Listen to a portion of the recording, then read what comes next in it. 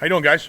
What's jumped out, I What, guess, what do you got? full 8 practices now to learn more about your guys, especially The group's been good. They work hard. They know how to work. They listen. They want to be good. They play hard. So that usually leads to good special teams play. I think we'll be in good shape when it's all said and done. Me just trying to learn the players and kind of their attributes is something that's an ongoing process. So we're working on that. It's been good. It's been fun, and the periods have been competitive and the drills have been competitive. We've done mostly drill work, but I'm excited for the group. Coach, what have you learned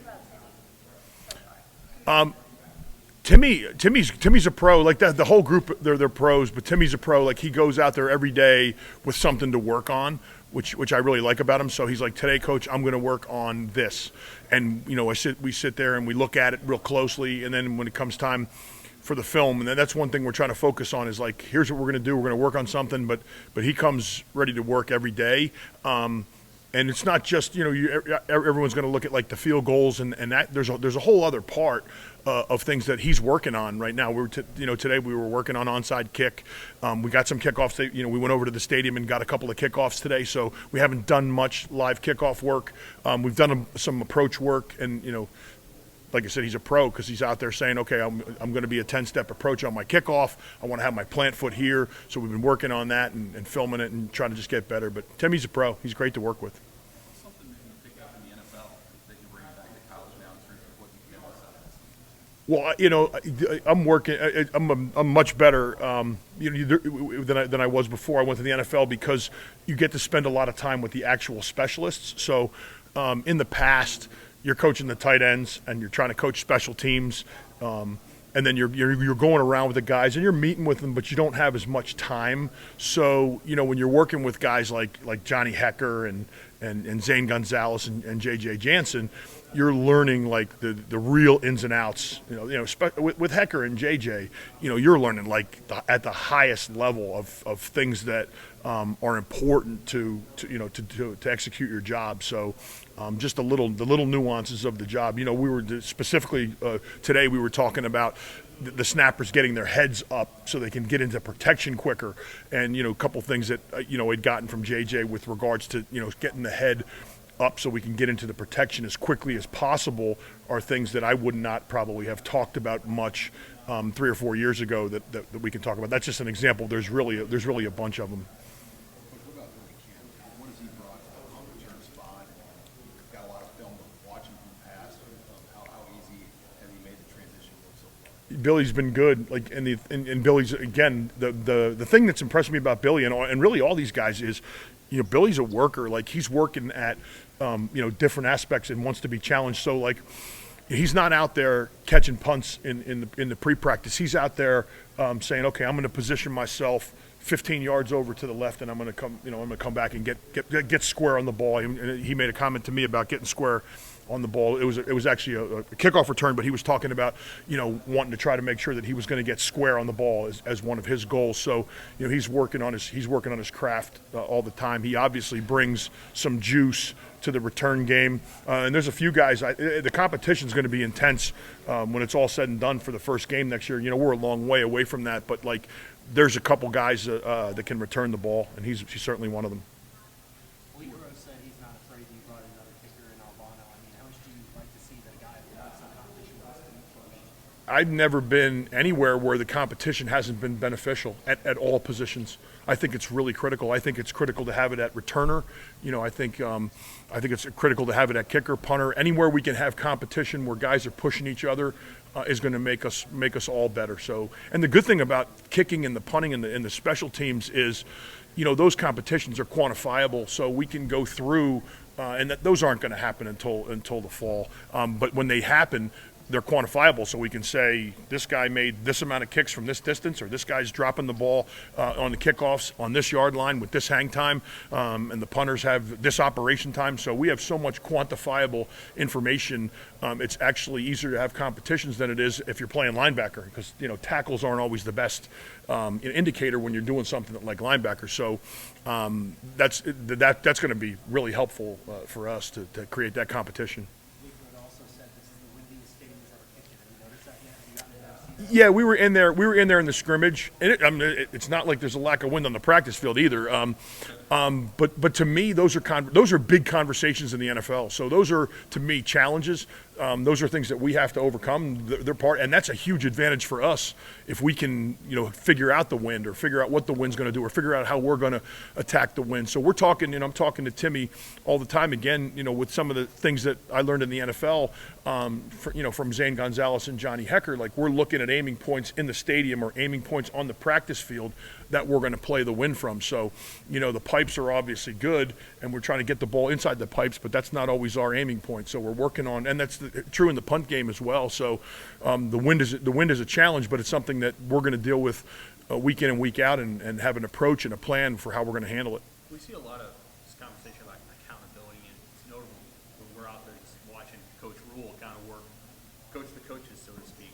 What's that experience? I mean, you know him better than I think any assistant. What's that experience like, and the first time you experience it, what's good about it?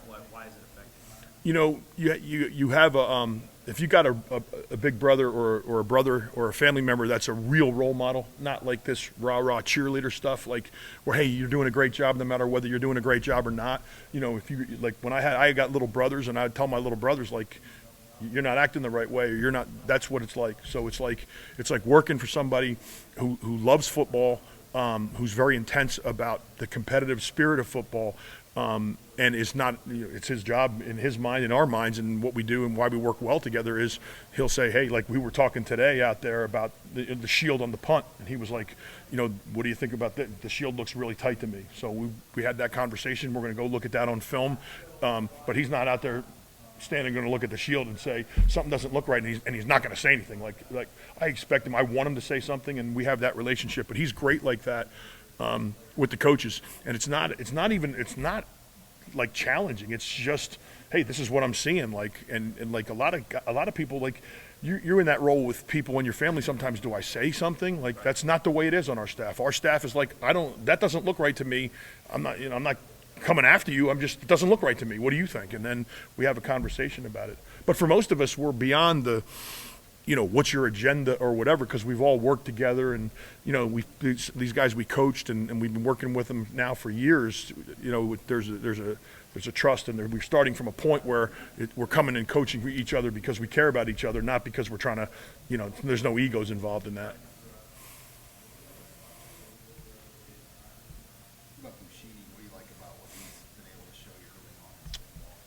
Bushini's had a great week. This week has been really good. Like he's really technical in his approach. So we've been focusing on pooch punting the last two practices, and I don't know if you have an appreciation for pooch punting, but if you do, he put on a clinic on Saturday with his pooch punt. I said, I want you to drop the ball on the 8-yard line, and I think he had 10 kicks, and I think 4 of them dropped exactly on the 8-yard line. Like, that's like Johnny Hecker stuff. And then I didn't get the markings today, but the balls looked good. And today he had to deal with some wind. He dealt with wind on both days. But he's really talented. He has good command of where the football's going to go.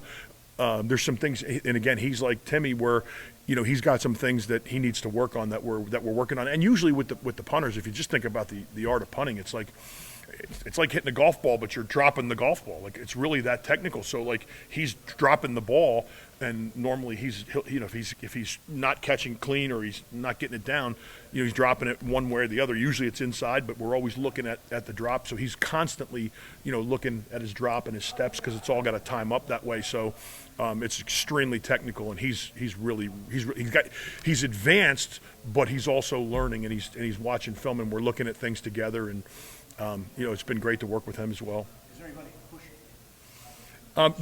Jacob Hole has a chance. He's working really hard. He's young, so I would say, like, if you're looking at the progression of it, Brian's a guy that's kind of pushing to get to the NFL, and Jacob's like a guy that's pushing to try to get on a college field. So, direct answer to your question, not really, but I wouldn't surprise me if Jake started to uncork some punts and start to do some things to deserve to get on the field. Brian's really good. I mean, he's I'd love to be able to create some competition for him, but I don't know if we can do that right now.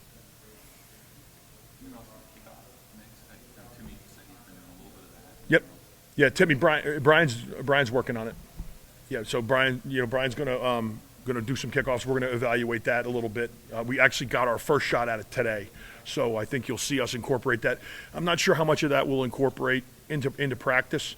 I think we will, but like you guys know, the frustrations. Like we're trying to work that kickoff return drill today, and the Jugs is dropping them in there really nice for us.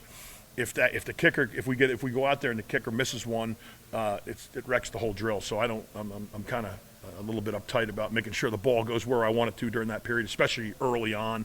But maybe we might see us kick one or two off in the spring game or as we approach it. But I'm interested to see how they do it. I mean, Brian's got a big leg, so he can do it. Timmy can do it, and it's not about, to me, blasting the ball out of the end zone. I worked for a guy last year in Carolina that didn't want to kick the ball out of the end zone. So whatever the kicking abilities are will fit the coverage around the ability of the kicker. I think that's the important part, is that we get guys that are consistently putting the ball where we want to with enough leg strength. And from what I've seen, I think we'll be able to do that.